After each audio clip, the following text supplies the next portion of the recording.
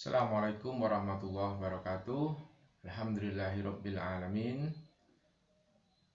Bersyukur kehadirat Allah Subhanahu wa taala, kita masih diberikan kesehatan, kesempatan sehingga pada kesempatan pagi hari ini kita masih bisa bertemu di lanjutan mata kuliah kita organisasi dan institusi internasional.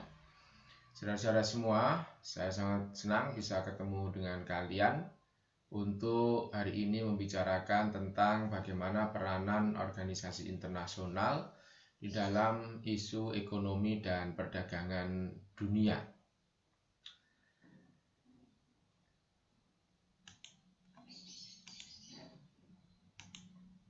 Kalau kita ingin membicarakan tentang bagaimana peranan organisasi internasional dalam ekonomi perdagangan dunia, maka kita tidak lepas dari fenomena yang sekarang ini terjadi di dunia internasional, di mana paham dan praktek ekonomi liberal itu menjadi suatu keniscayaan.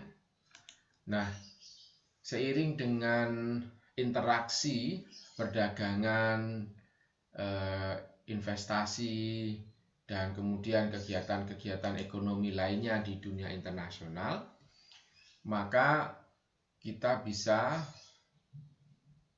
menemukan adanya tiga karakteristik, tiga permasalahan yang kemudian muncul di dalam interaksi ekonomi perdagangan antar negara. Nah, fenomena yang pertama adalah balance of payment. Nah, di sini saudara-saudara semua, negara itu harus memiliki keseimbangan neraca pembayaran. Apa itu neraca pembayaran? Neraca pembayaran itu adalah keseimbangan antara pemasukan negara dengan pengeluaran negara. Nah, contoh-contoh dari pemasukan negara itu adalah adanya arus investasi ke dalam sebuah negara. Kemudian adanya surplus atau keuntungan ya dari perdagangan internasional. Artinya nilai ekspor mereka lebih besar daripada impor mereka. Kemudian yang ketiga, negara juga bisa mendapatkan pemasukan dari adanya bantuan luar negeri. Nah, asumsinya pemasukan ini cukup untuk membayar atau untuk memenuhi ya pengeluaran, misalkan dalam hal pembangunan, kemudian untuk pembelian barang-barang impor. Nah, jadi negara dalam asumsi balance of payment ini, mereka harus memiliki keseimbangan ya.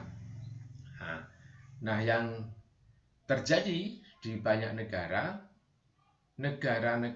itu mengalami defisit neraca pembayaran. Artinya pembelanjaan mereka untuk pembangunan, untuk belanja-belanja barang berasal dari luar negeri dan sebagainya, itu tidak mampu dipenuhi hanya dengan pemasukan mereka melalui perdagangan maupun melalui investasi. Nah, karena ada asumsi bahwa negara itu harus balance, maka muncullah organisasi internasional yang bertujuan untuk memberikan bantuan pembangunan. Misalkan International Bank for Reconstruction and Development atau IBRD. Nah, IBRD ini merupakan organisasi internasional yang bertujuan untuk memberikan bantuan bagi negara, terutama untuk hal-hal yang sifatnya pembangunan infrastruktur. Ya, IBRD sering kita sebut dengan World Bank, ini yang tidak kalah terkenalnya, yaitu World Bank. Itu lebih terkenal daripada IBRD.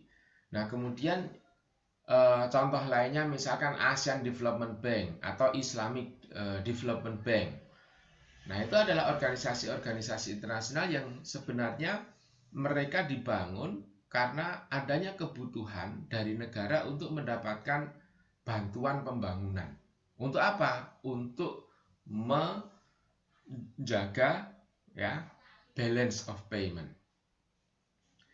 Kemudian yang kedua, dalam hubungan antar negara muncullah yang kita sebut dengan exchange rate. Jadi dengan adanya Bretton Woods System yang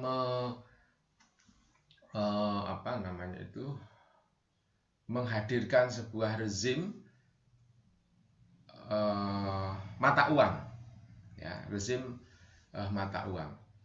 Nah, setiap negara itu memiliki mata uang sendiri-sendiri dan kekuatan mata uang itu berbeda-beda. Ya, berbeda-beda. Maka disitulah terjadi pertukaran nilai mata uang. $1 misalkan, dolar Amerika Serikat, di Indonesia dihargai taruhlah 14.000. Jadi $1 itu setara dengan 14.000 rupiah. Nah, kenapa tidak $1 setara dengan Rp1? Nah, disinilah exchange rate itu bekerja. Jadi $1 itu merepresentasikan kekuatan ekonomi Amerika Serikat, ya, dibandingkan dengan kekuatan ekonomi Indonesia. Maka bagi Indonesia yang memiliki kekuatan ekonomi lebih lemah dari Amerika Serikat, maka nilai tukar rupiahnya itu lemah dibandingkan dolar Amerika Serikat. Ya, maka 14.000 rupiah itu hanya setara dengan $1 di Amerika Serikat. Dengan logika yang kita balik, maka kekuatan Amerika Serikat itu ekonominya lebih kuat daripada Indonesia. Karena Indonesia harus membeli $1 itu dengan 14.000. Nah, ini exchange rate. Nah, apakah dengan nilai tukar yang tinggi terhadap dolar itu menguntungkan dolar? Ya. Jadi misalkan begini, kalau sekarang $1 itu 14.000 rupiah. Lalu mungkin ya seminggu lagi $1 itu seharga 20.000 rupiah. Minggu depannya lagi mungkin terjadi terjadi pelemahan rupiah lagi. $1 itu dihargai 25.000 rupiah. Nah, pertanyaan kita, apakah kemudian dengan semakin kuatnya dolar terhadap mata uang lainnya, khususnya Indonesia, itu akan menguntungkan Amerika Serikat? Nah, tentu saja jawabannya tidak. Karena semakin lemah satu mata uang atau semakin kuat satu mata uang dibandingkan dengan mata uang lainnya, itu bisa berdampak pada melemahnya perdagangan negara-negara kuat ini. Karena logikanya, kalau sekarang ini kita bisa membeli handphone seharga 1 juta rupiah, yang handphone itu kita impor dari Amerika Serikat ya misalkan, atau dari negara lain yang menggunakan dolar Amerika Serikat juga, itu yang sekarang kita beli handphone seharga 1 juta dengan kurs $1 sama dengan 14.000, maka minggu depan dengan kursnya 20.000 itu akan berlipat-lipat harganya. Kalau sekarang taruhlah 1 juta ya mungkin bisa menjadi 1,5 juta, gitu kan? Nanti kalau kemudian nilai tukar mata uang Amerika Serikat naik lagi, maka semakin mahal lagi harga handphone ya, yang masuk ke Indonesia. Nah, padahal di satu sisi mata uang Indonesia itu melemah. Artinya apa? Ekonomi Indonesia itu juga lemah. Yang itu bisa juga berakibat pada krisis di Indonesia juga.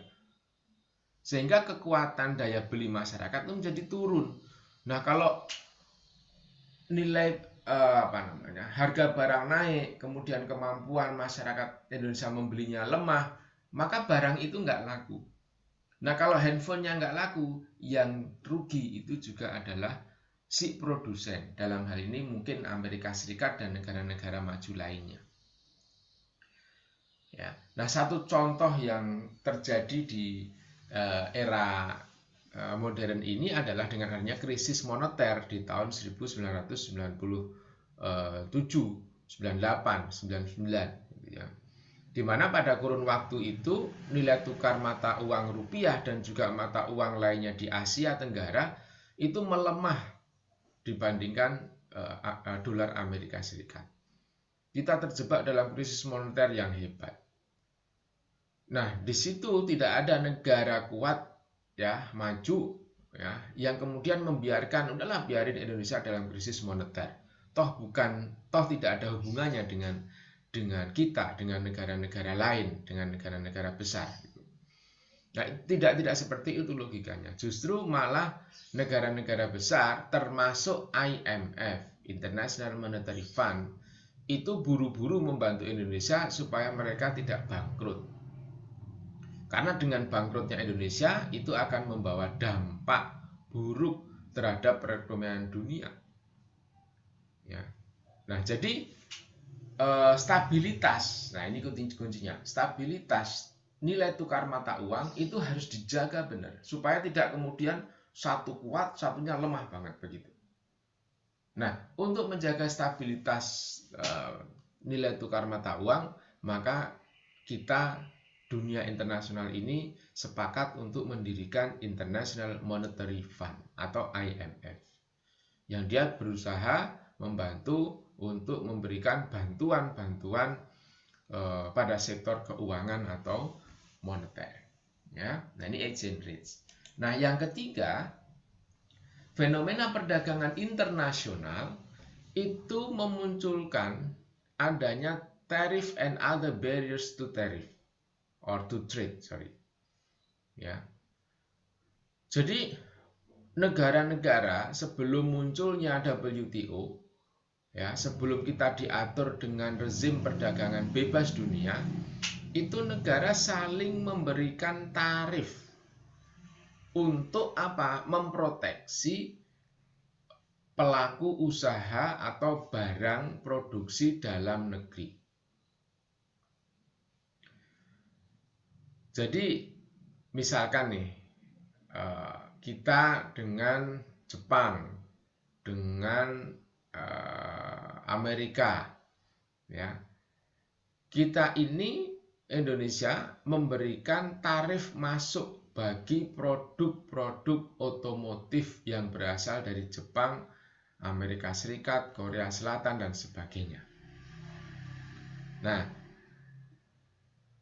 apa maksudnya bea tarif ini? Jadi kalau ada mobil, misalkan Toyota, masuk ke Indonesia, maka dia di pelabuhan itu sudah dikenakan pajak masuk sekian persen, gitu. Ya, itu tarif. Kemudian kalau ada motor masuk, kasih pajak sekian persen, gitu. Nah, kenapa harus diberikan tarif? Karena negara ingin melindungi, ya, pelaku usaha yang sama, industri yang sama.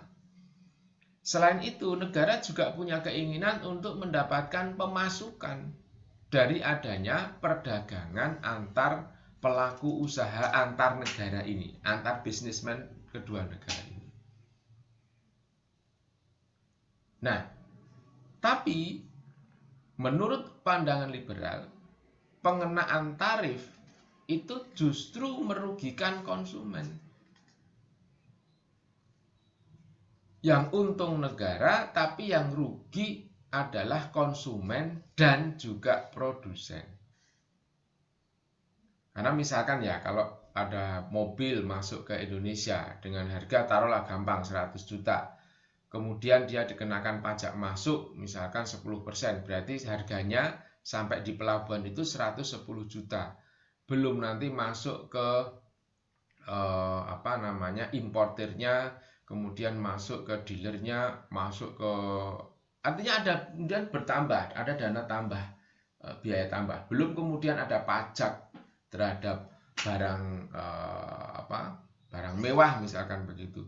Sehingga harga itu menjadi melambung dari harga yang sebenarnya ditawarkan oleh produsen. Nah, selisih harga antara yang dikeluarkan oleh produsen dengan yang nanti akan diterima oleh konsumen itu tidak menguntungkan produsen maupun konsumen. Justru konsumen itu membeli sesuatu itu dengan biaya yang lebih mahal. Nah, inilah yang kemudian digugat oleh orang-orang liberal. Maka orang-orang liberal itu kata kuncinya adalah bebaskan interaksi perdagangan itu ya dari intervensi negara. Apa maksudnya dari intervensi negara? Ini loh salah satunya. Dari pengenaan tarif. Dan selain tarif ada juga kebijakan-kebijakan yang menghalangi tadi, yang menghalangi interaksi langsung antara produsen dengan konsumen tadi. Yaitu apa? Misalkan kuota. Ya, misalkan dumping. Ya.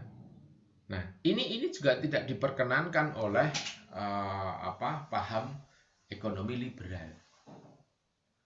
Nah, oleh karena itu, maka WTO atau World Trade Organization itu bertanggung jawab untuk memastikan perdagangan dunia ini bebas tarif dan other barriers to trade. Ya, memastikan negara-negara yang masuk di dalam organisasi WTO itu tidak memberlakukan namanya pengenaan tarif, tidak boleh memberlakukan dumping, tidak boleh memberlakukan kuota, ya, kebijakan-kebijakan proteksi perdagangan lainnya. Itu tidak dibolehkan. Bebaskan interaksi perdagangan antara konsumen dengan produsen ini, ya, tanpa adanya tarif and other barriers to trade. Itulah tugas dari WTO. Ya. Nah, jadi saudara-saudara semua, kemunculan organisasi internasional di bidang ekonomi perdagangan itu dilatar belakangi oleh adanya 3 fenomena interaksi perdagangan dunia ini. Ya, yaitu balance of payment, menghadirkan World Bank, kemudian Islamic Development Bank, misalkan begitu, atau Asian Development Bank, kemudian exchange rate, ya, itu mendorong lahirnya International Monetary Fund yang bertugas untuk memastikan keseimbangan nilai tukar mata uang dunia. Kemudian yang ketiga adalah tariff and other barriers to trade, yang ini menjadi tugas dari World Trade Organization dan blok-blok perdagangan dunia lainnya, ya, untuk memastikan adanya praktek perdagangan tanpa tarif dan other barriers to trade. Nah, lalu apa sebenarnya tujuan dari organisasi internasional terkait dengan perdagangan ini? Ya. Nah, saudara-saudara semua, kalau kemarin kita sudah bicara tentang peran fungsi organisasi internasional untuk masalah keamanan perdamaian internasional atau politik gitu ya secara umum. Nah, kalau kita bicara tentang organisasi internasional dan politik keamanan global, maka tujuan dari organisasi internasional itu kan bagaimana memperkuat gitu ya peran negara dalam isu-isu politik keamanan. Misalkan PBB, misalkan ASEAN. Ya, dalam urusan-urusan politik mereka itu didominasi oleh intervensi negara dalam urusan-urusan politik keamanan itu. Ya. Tapi kalau kita bicara tentang ekonomi, maka berbeda logikanya. Justru organisasi internasional itu ingin memperlemah fungsi negara di dalam urusan-urusan ekonomi perdagangan. Ya, contohnya tadi WTO, IMF. Nah, itu dia ingin melemahkan fungsi negara, tidak usah kamu terlalu banyak ikut campur dalam urusan ekonomi terutama perdagangan. Nah, ini yang dimaui oleh WTO. Nah, saudara-saudara semua, liberalisasi ekonomi dunia itu juga membawa konsekuensi atau dampak gitu ya terhadap kemunculan berbagai jenis economic and trade cooperation in region, or we can call it economic regional integration. Ya. Nah, ada berbagai macam jenis kerjasama, organisasi kerjasama regional ya, yang bergerak dalam isu perdagangan ekonomi. Ya. Ada 1, 2, 3, 4, 5. Ada 5 jenis organisasi kerjasama ekonomi regional atau integrasi ekonomi regional. Ya. Nah, yang pertama ada regionalisme ekonomi itu yang bentuknya free trade area. Ya, I think in ASEAN we have ASEAN Economic Community or AEC. Before we created ASEAN Economic Community, we have ASEAN Free Trade Area. Nah, what is the meaning of free trade area? In free trade area, actually, member state agreed to create economic trade cooperation to minimize or to delete quota or tariff in the region. Jadi di sini dalam free trade area itu ada kesepakatan no tarif gitu. Ya, jadi negara-negara sepakat untuk tidak ada tarif. Nah, kemudian di custom unions, ya, ini jenis yang kedua. In custom unions, besides the member states agree without quota or internal in their economic or trade activity, they also agree to create common external tariff. So they have 2 area of trade cooperation. No tariff or quota plus common external tariff. Nah, kalau di Uni Eropa ini terjadi. Jadi mereka memiliki custom union, mereka memiliki common external tariff juga. Sehingga 27 negara Uni Eropa itu mereka memiliki tarif yang sama terhadap barang-barang yang nanti dari luar Uni Eropa. Gitu ya. Nah, kemudian yang ketiga, common market. Ya. Nah, in the common market, economic regional cooperation, they have 3 area of cooperation. No tariff, common external tariff, and then freedom of movement. Freedom of movement. Ya. Nah, jadi ada seperti di Uni Eropa lagi, gitu ya. Itu mereka memiliki freedom of movement.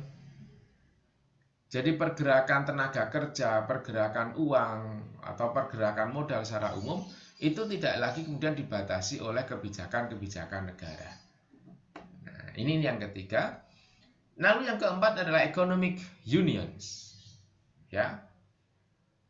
Ini terdiri dari adanya kerjasama, ketiadaan tarif, eksternal, ada kemudian freedom of movement, dan harmonizing economic policy. Ya, lagi-lagi di Uni Eropa, mereka sudah ada harmonisasi misalkan tentang mata uang, sehingga mereka punya kerjasama euro. Nah, ini di dalam economic unions. Dan yang terakhir, total economic integration, ya, penyatuan kebijakan dan institusi. Ini juga terjadi di Eropa, di Uni Eropa, di mana mereka sekarang sudah memiliki European Central Bank, ya, yang dia bisa mengawasi mata uang, kemudian bisa menjaga, gitu ya, seperti IMF, European Economic European Central Bank itu seperti IMF itu, yang dia seperti bukan IMF, seperti bank kalau di Indonesia itu Bank Indonesia, gitu ya, yang dia bertugas untuk mengatur moneter nasional. Nah, ini kalau di Uni Eropa ada European Central Bank yang dia mengatur tentang mata uang Eropa itu. Jadi ada penyatuan kebijakan. Nah, di tiap-tiap region, ya, regionalisme itu berbeda-beda. Ada yang mereka misalkan di ASEAN, ya, kita tadi memiliki ASEAN Economic Community. Ya, I think ASEAN Economic Committee, ya, we still talk about or we still cooperate in the issue of free trade area. Ya, we don't have agreement about the custom union. Ya, apalagi kemudian kita bicara misalkan tentang economic integration, itu masih kejauhan ketika kita bicara tentang ASEAN Economic Community. Mungkin kita sedang melakukan harmonisasi kebijakan, tetapi belum sampai kemudian kita menemukan penyatuan institusi, gitu ya. Itu masih sangat jauh. Kita masih berkutat pada free trade area. Di sini ini masih agenda yang menurut saya kita belum selesai juga sampai sekarang ini, gitu ya. Nah, ini tentang berbagai macam organisasi regional, ya, terkait dengan ekonomi perdagangan. Nah, saudara-saudara, lalu kalau kita kaitkan dengan apa yang disampaikan oleh siapa kemarin, Harold Jacobson, gitu ya, bahwa IGO atau International Organization itu memiliki 5 aktivitas sebenarnya, 5 fungsi. Nah, oleh karena itu kita bisa mengkategorisasikan fungsi-fungsi organisasi internasional dalam bidang ekonomi perdagangan itu dalam fungsi informasi misalkan. Jadi bagaimana WTO, IMF, ASEAN, European Union misalkan, gitu ya, atau IDB atau UNDP, ya, dia terkait dengan ekonomi pembangunan perdagangan, itu menjalankan aktivitas informasi. Sekali lagi, aktivitas informasi itu kan sebagai pusat, ya, research, diseminasi data-data ekonomi perdagangan dunia, pembangunan dunia, gitu. Misalkan UNDP, United Nations Development Program, itu mengeluarkan Human Index Human Index Development Index, ya, Human Development Index. Kemudian World Economic Forum mengeluarkan tentang Global Competitiveness Index. Nah, itu beberapa contoh terkait dengan informasi. Nanti ada juga World Bank misalkan mengeluarkan prediksi dia tentang bagaimana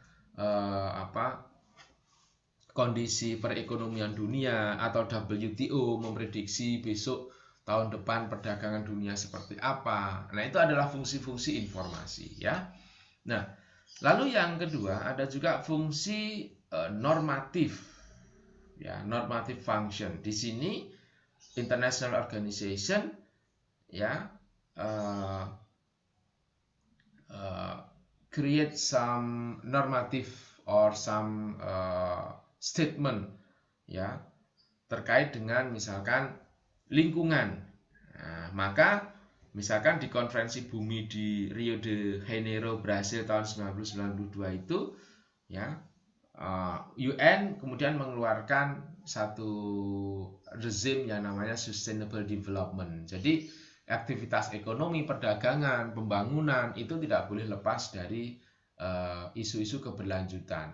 Bahkan kemudian dikaitkan dengan pelestarian lingkungan. Jadi jangan sampai aktivitas ekonomi, perdagangan itu merusak lingkungan. Nah, itu misalkan normatif ya. Nah, kemudian juga misalkan WTO atau IMF itu secara normatif, secara persuasif itu mendukung adanya liberalisasi perdagangan. Jadi menghimbau kepada dunia, atau bukan menghimbau ya, tapi mempengaruhi secara soft gitu ya, tanpa paksaan kepada dunia untuk mengikuti liberalisasi ekonomi ini.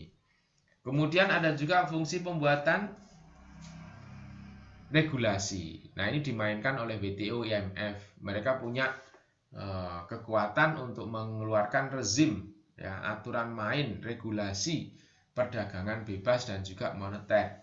Kalau nanti ada yang melanggar dari perdagangan bebas maupun dari rezim moneter, maka kedua organisasi ini, terutama adalah WTO, itu memiliki fungsi rule adjudication. WTO mampu menengahi, menyelesaikan konflik atau sengketa dagang, misalkan antara Indonesia dengan Uni Eropa, antara Indonesia dengan Australia, atau dengan Amerika Serikat, atau dulu pernah kita punya masalah dengan Jepang juga. Nah, itu WTO bisa menengahi, menyelesaikan sengketa dagang itu. Jadi nanti di WTO itu nanti Anda akan ketemu dengan namanya Dispute Settlement Body, DSB. Ya, nah, itulah lembaga atau institusi yang ada di WTO yang dia nanti bertugas untuk menyelesaikan dispute itu. Ya, sifatnya adalah arbitrasi, jadi perwasitan, siapa salah, siapa benar, begitu. Ya, nah, itu rule adjudication. Jadi WTO itu memiliki peranan untuk menyelesaikan, mengawal pemberlakuan dari aturan-aturan perdagangan bebas.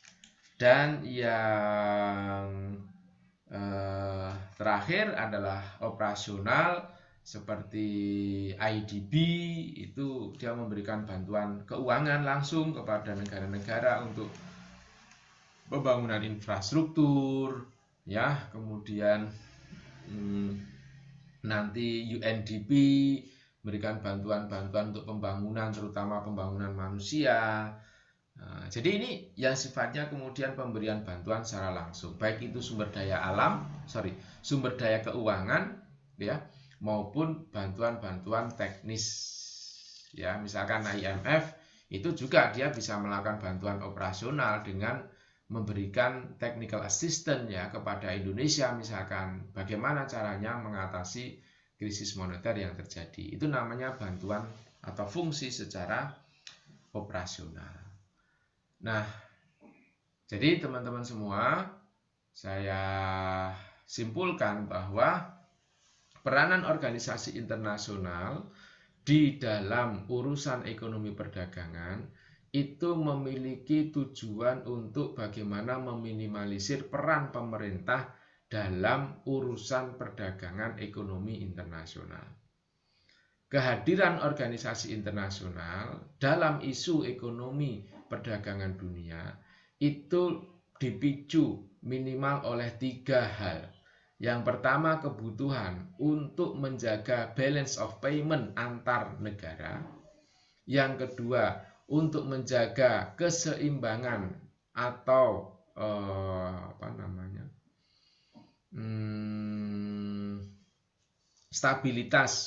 stabilitas pertukaran nilai mata uang antar negara. Dan yang ketiga adalah untuk menjamin terjadinya perdagangan internasional tanpa tarif and other barriers to trade. Dan ini bisa dijalankan oleh organisasi-organisasi tersebut melalui berbagai macam fungsi seperti informasi, normatif, rule making, rule adjudication, atau operasional.